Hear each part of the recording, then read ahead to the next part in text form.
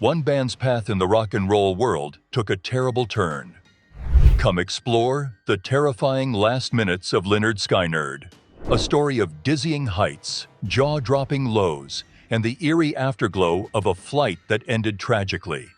Watch this space for the unsung tale that rocked the music industry to its foundation. American rock group Lynyrd Skynyrd was founded in Jacksonville, Florida. In 1964, the group was founded under the name My Backyard, with Bob Burns on drums, Larry Junstrom on bass guitar, Gary Rossington on guitar, Alan Collins on guitar, and lead vocalist Ronnie Van Zant. Before settling on Lynyrd Skynyrd in 1969, the band spent 5 years touring tiny venues under a variety of names and with multiple lineup changes. In 1973, the band put out its debut album. By then, they had decided on a band consisting of guitarist Ed King, pianist Billy Powell, and bassist Leon Wilkeson.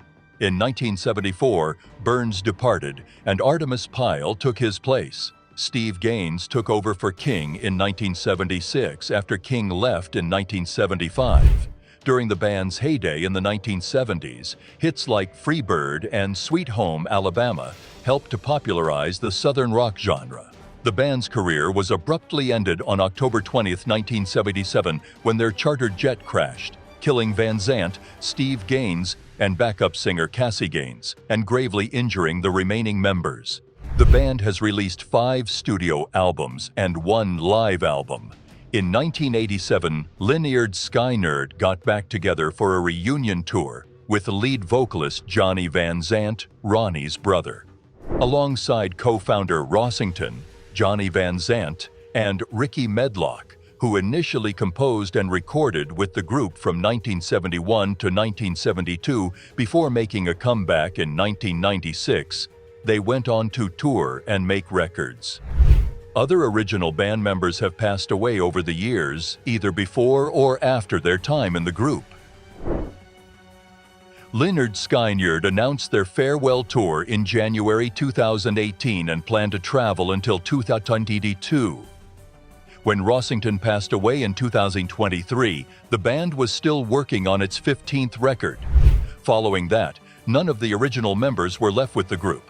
Lynyrd Skynyrd was named number 95 on Rolling Stone magazine's 2004 edition of the 100 Greatest Artists of All Time. On March 13, 2006, Lynyrd Skynyrd was inducted into the Rock and Roll Hall of Fame. In the U.S., the group has sold over 28 million records as of 2023. In 1963, Alan Collins got his first guitar and went on to play in a Jacksonville, Florida band named The Mods. Larry Steele and J.R. Rice were members of The Mods. Ronnie Van Zant joined the Squires, a local band, at the beginning of 1964. He soon changed the name of the group to Us. We defeated The Mods in a local Battle of the Bands that year, and we came out on top. 2 days after the release of their album Street Survivors, Lynyrd Skynyrd gave a concert in the Greenville Memorial Auditorium in Greenville, South Carolina, on October 19, 1977. They left for Baton Rouge, Louisiana, the next day to perform at Louisiana State University, where they boarded a Convair CV-240 aircraft. When the flight was almost over, the fuel ran out.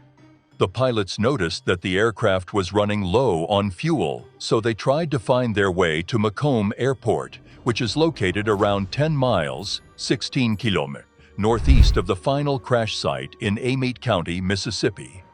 However, they soon recognized that the plane would not make it. They made a last-ditch attempt at an emergency landing in a wide field, roughly 300 yards, 270 meters, from where the plane finally went down. Despite their best attempts, at around 6:52 p.m., the aircraft skimmed over the top of the tree line for roughly 100 yards, 90 meters, before colliding into a big tree and breaking apart close to Gillsburg, Mississippi. Witnesses remember lead vocalist Ronnie Van Zant, who had been up much of the night before and needed sleep, was resting on the floor with a pillow early in the trip. Several other travelers used the time to play cards. The passengers eventually realized that something was off and drummer Artemis Pyle remembers that when he went into the flight deck, the frightened captain, Walter McCreary, instructed him to turn around and fasten his seatbelt. The passengers sat in silence, some of them in prayer, realizing the seriousness of the situation. As the jet started hitting trees, guitarist Gary Rossington remembered hearing what sounded like hundreds of baseball bats pounding the fuselage. Rossington was knocked unconscious by the increasing volume of the sound, and he awoke sometime later on the ground with the plane door on top of him. Billy Powell, a keyboard player, had major cuts on his right leg and severe face lacerations. In the crash, his nose was almost severed. Years later, he described the last moments of the flight on a VH1 Behind the Music special. He said that Van Zandt, who was not using a seatbelt, was brutally flung from his seat and instantly passed away when his skull struck a tree as the plane broke apart. Drummer Pyle and Van Zandt's wife, Judy Van Zandt Jenis, who published the autopsy reports on the band's website in early 1998, have both contested and confirmed certain aspects of Powell's version of events. Despite having damaged ribs, Pyle was still able to escape the crash scene and alert a neighbor. In the collision that claimed the lives of Van Zandt, Steve Gaines, his sister Cassie, backup vocalist Dean Kilpatrick, assistant road manager Dean McCreary, and First Officer William John Gray, the band members were all killed. The majority of those who had survived had been seated near the rear of the aircraft. The survivors, who were all critically hurt, were not informed of the deaths right away since they were being treated at several hospitals. For example, Rossington's mother in the hospital did not tell him about Van Zandt's death until several days later.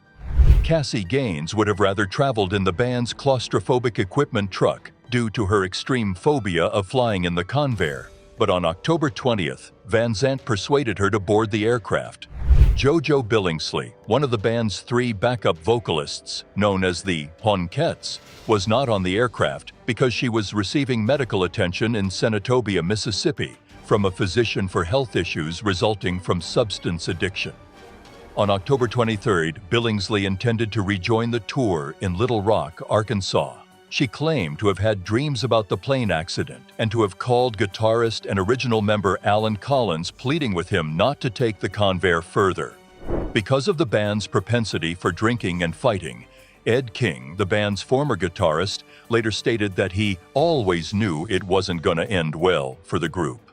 However, he could never have imagined it ending the way it did, and he remembers being devastated to hear of the crash. Later, it was revealed that the same aircraft had previously been examined by Aerosmith's flight crew for potential use in their Draw the Line tour, but the decision was made to reject it since it was thought that neither the crew nor the aircraft was up to par.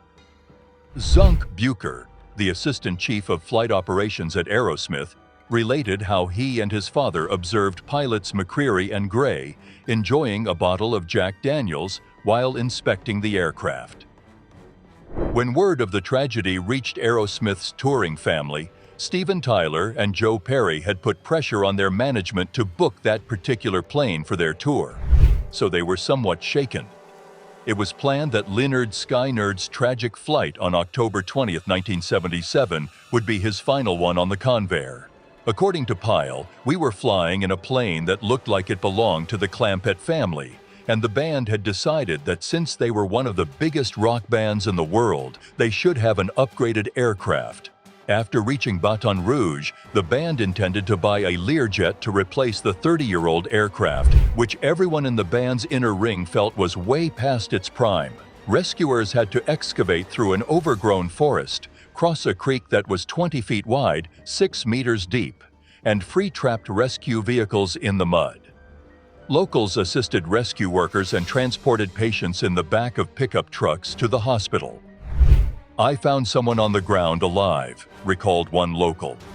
"I stumbled across someone else when I crossed the plane." Another local expressed gratitude for everyone's efforts and emphasized that some of them were out on that highway directing traffic. A few of them bought tractors and returned home. On a CB radio, "My wife was at home. I'm 10 miles away, using the CB to deliver messages to her." The ignition magneto of the right engine was removed, examined, and tested by the National Transportation Safety Board, NTSB, following the collision. The NTSB concluded that there were no mechanical or electrical anomalies during the inspection of the right engine's ignition magneto.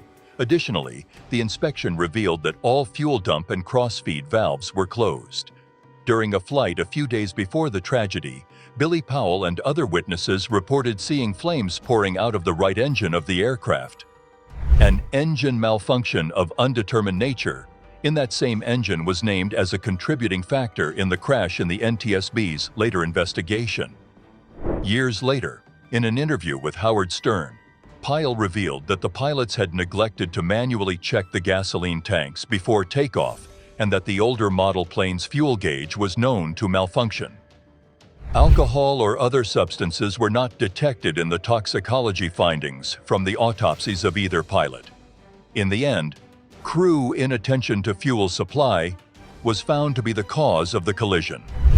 The accident investigation states that L&J firm owned and operated the aircraft, but Lynyrd Skynyrd's production firm was given a lease, and as the operator, Lynyrd Skynyrd was in charge of overseeing the flying crew and complying with regulations.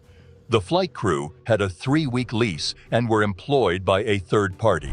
The analysis section closes with the question, how does the system in such a case protect a lessee who is uninformed either by design, by inadvertence, or by his carelessness?